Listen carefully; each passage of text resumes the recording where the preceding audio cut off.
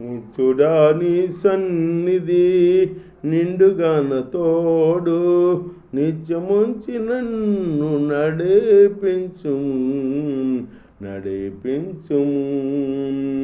నిత్యుడా నీ సన్నిధి నిండుగాన తోడు నిత్యముంచి నన్ను నడిపించుము నీ కుడి హస్తం హత్తుకుని ఉన్నది, నీ ఎడము చేయి నా తల కిందలున్నది. నీ కుడి హస్తం హత్తుకుని ఉన్నది, నీ ఎడము చేయి నా తల కిందలున్నది.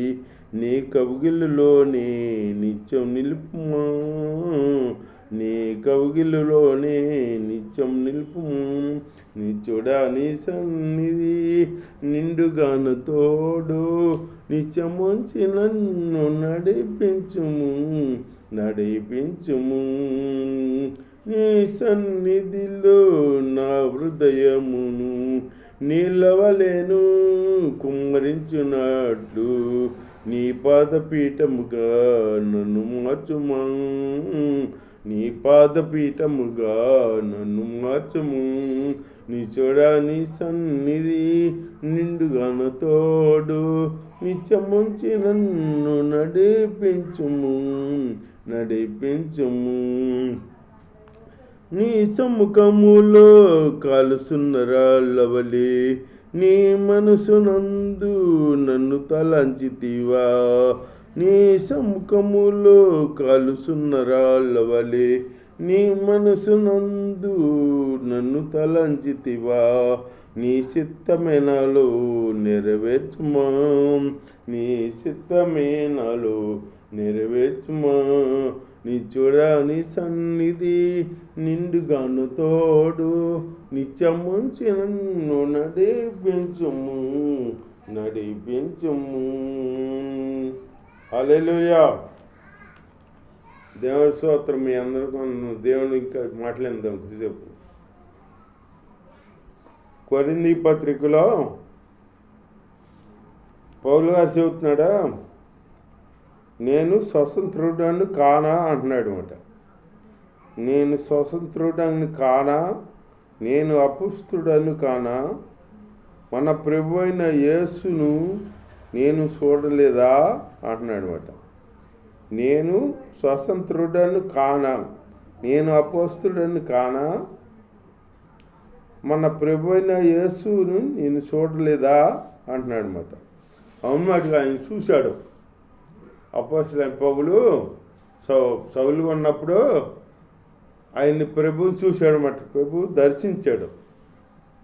ప్రభువు దర్శించి సౌలు అంతకితం ఏంటంటే యేసు ప్రభు దేవుడు కాదని, యెహోవా దేవుడని, యేసు ప్రభు దేవుడు కాదని యేసు ప్రభుని ఆరాధించే బిడ్డలందరినీ హింసించేవాడు అన్నమాట.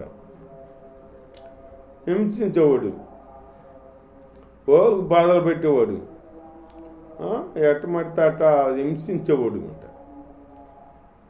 హింసిస్తాటే వీళ్ళు ప్రార్థనలు చేసుకుంటున్నారో ఆయన హింసిస్తున్నాడో ఇట్లా జరుగుతూ ఉండగా ఒకసారి దమస్కు పట్టణంలోకి వెళ్దామని అక్కడ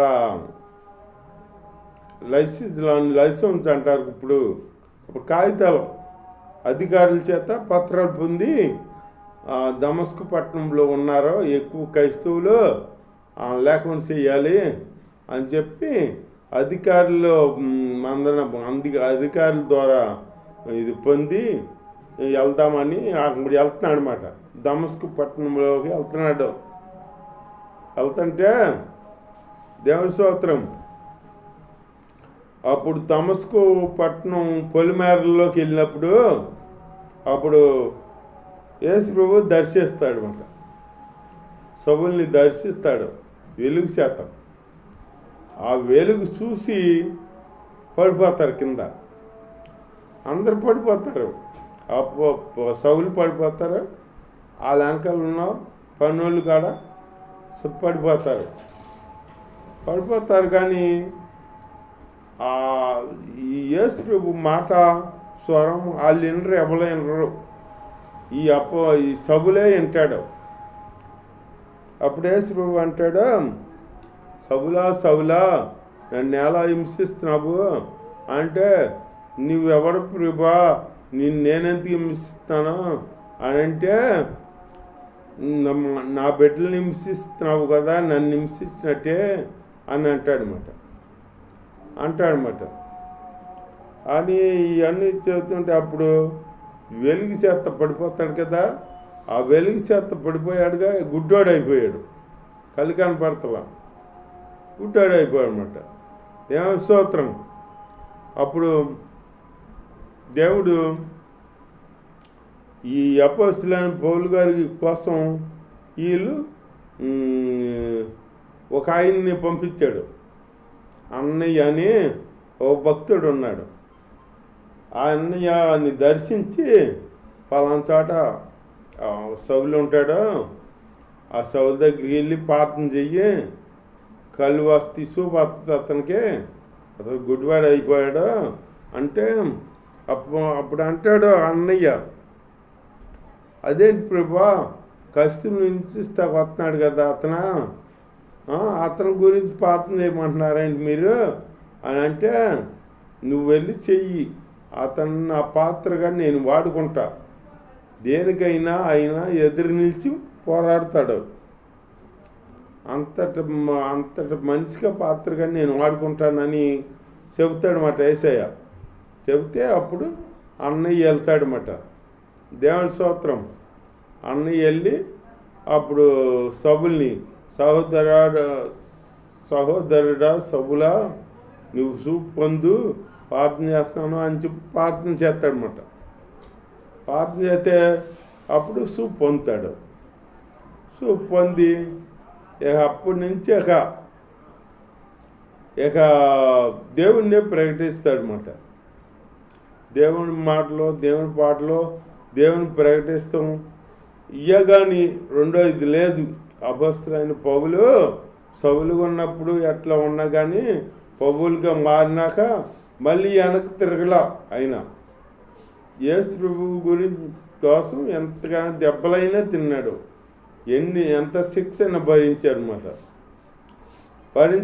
రాళ్ళతో కొట్టారు, కొర్రాలతో కొట్టారు, ఎన్నో హింసలు పెట్టారు.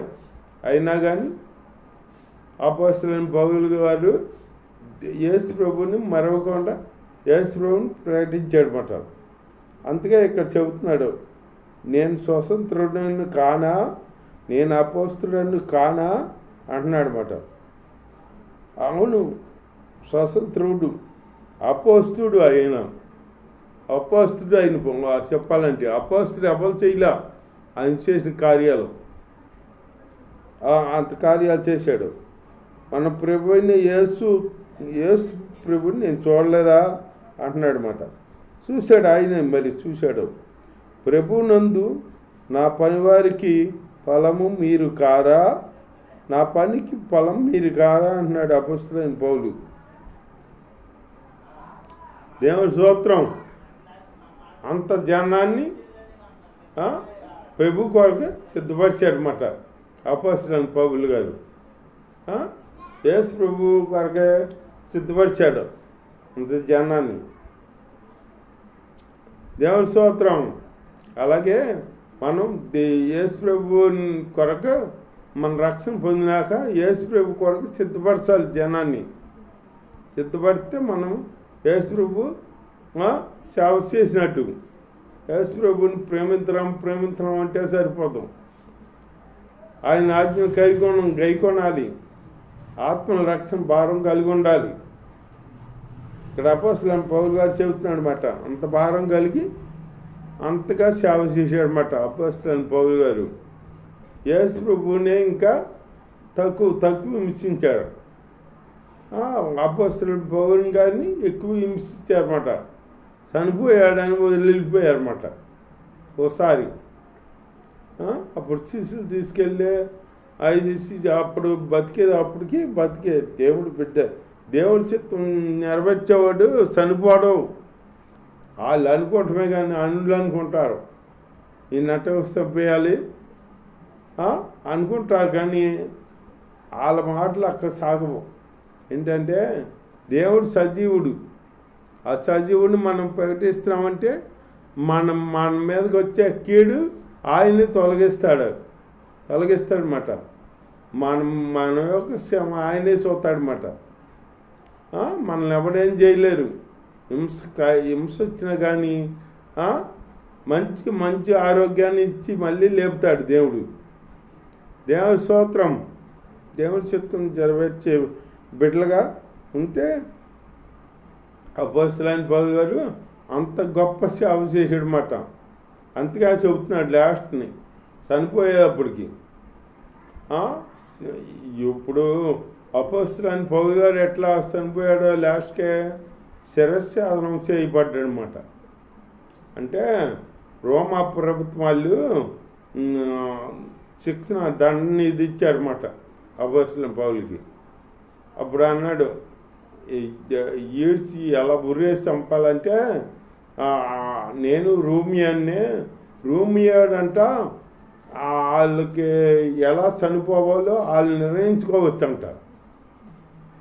నేను ఇట్లా శిరస్ఛేదనం చేయబడాలి, లేకపోతే సిలువైబడాలి, లేకపోతే అట్లా చనిపోవాలని వాళ్ళు నిర్ణయించుకుని ఇలా చనిపోతాను నేను అని చెప్పచ్చంట.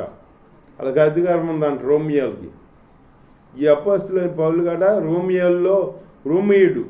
రోమియోల్లో పుట్టినవాడు. దేవుడి స్తోత్రం. ఈయనే నిర్ణయించాడనమాట. మీరు నిర్వహించమేంటి, నా సాగు నేనే నిర్ణయించుకుంటాను అంటే ఎట్లా చనిపోతావు చెప్పు అంటే అప్పుడు శిరస్ఛేదనం చేయబడతాను అన్నాడనమాట. అప్పుడు ఖడ్గం శిరస్ఛేదనం చేశారన్నమాట అపోస్తలుడైన పౌలు గారిని. అప్పుడు చెబుతున్నాడు, నేను మంచి పోరాటం పోరాడాను, నా పరుగు తుదముట్టించాను అంటున్నాడు అపోస్తలుడైన పౌలు గారు. నా పరుగు తుదముట్టించాను, నా కొరకు జీవ కిరీటం ఉంది, దాసపడి ఉంది అక్కడ అని చెబుతున్నాడు. అట్లా మనం చెప్పగలమా? నేను మంచి పోరాటం పోరాడాను, నా కొరకు జీవ కిరీటం ఉంది అని మనం చెప్పగలమా? చెప్పలేము. ఎందుకంటే మనం ఆయనకిలాగా భక్తి చేయలేము కనుక. ఆయన చెబుతున్నాడు అక్కడ. దేవుని స్తోత్రం. హల్లెలూయా. అపోస్తలుడైన పౌలు గారు మరి అంత గొప్ప సేవ చేశాడనమాట. మంచి పోరాడాను అని చెబుతున్నాడు అనమాట. అట్లాగే ఎంత హింసించినా కానీ గొప్ప గొప్ప కార్యాలు దేవుడందు జరిగించాడు అపోస్తలుడైన పౌలు గారు. అపోస్తలుడైన పౌలు గారు చేసిన సేవ ఆయన గొప్ప సేవ చేశాడనమాట. అందుకే అపోస్తలుగా మనం చేర్చబడ్డాడనమాట. దేవుడి స్తోత్రం. ముమ్మారు వాడ పగిలి సముద్రంలో హింసపడ్డాడనమాట. సముద్రంలో వాడ పగిలి ముమ్మారు. అట్లాగే ఎన్నో శ్రమలు పడ్డాడు అపోస్తలుడైన పౌలు గారు. ఒకసారి ఇట్లాగో వాడపై వెళ్తుంటే ఒక వడ్డీని ఒకసారి అక్కడ ఆగిపోతే ఆడ చలి వేస్తుంటే చలికి తట్టుకోలేక వాళ్ళు మంటలు వేసుకుంటుంటే వాళ్ళు ఈ అపోస్తలుడైన పౌలు వచ్చి అవన్నీ తీసి ఆకులు అందులో వేస్తాడు. వేస్తంటే ఆ చేతిని పట్టుకుంటుంది పాము పట్టుకుంటుంది అన్నమాట. పాము పట్టుకుంటే వీళ్ళందరూ చూసి అనుకుంటారా, ఈయన పాప పనులు చేసేడు కోసం పాపాత్ముడేమో, ఇతన్ని వదిలిపెట్టలేదు దేవుడు, ఇతను చచ్చిపోతాడు అని చూస్తున్నారు. ఈ అపోస్తలుడైన పౌలేమో ఆ పావుని ఇట్లా యుద్ధాలు చేశాడనమాట. ఆ మంటలోకి యుద్ధాలు చేశాడనమాట. ఏమో జరగల ఆయనకి. వాళ్ళు అట్టే చూస్తున్నారు, ఏమి జరగల. అపోస్తలుడైన పౌలు గారికి ఏం జరుగుద్ది, ఏం జరగదు. వీళ్ళు అనుకుంటున్నారు జరుగుద్దేమో, చనిపోతాడేమో, పాపం చేసి ఉన్నాడేమో అనుకుంటున్నారు వీళ్ళు. అట్లాగే అంత గొప్ప సేవ చేశాడనమాట అపోస్తలుడైన పౌలు గారు. అందుకనే అపోస్తలుగా ముద్రించబడ్డాడనమాట. అలాగే మనం కూడా గొప్ప విశ్వాసులుగా ఉండాలి. ఆయన్ని ధరించుకున్నామంటే కాదు, ఆయన చిత్తం నెరవేర్చే బిడ్డలుగా మనం ఉండాలి. అలాంటి జీవితం కలిగి మనం ఉంటే ప్రయాసపడాలి. దేవుడి యొక్క దీవించగా.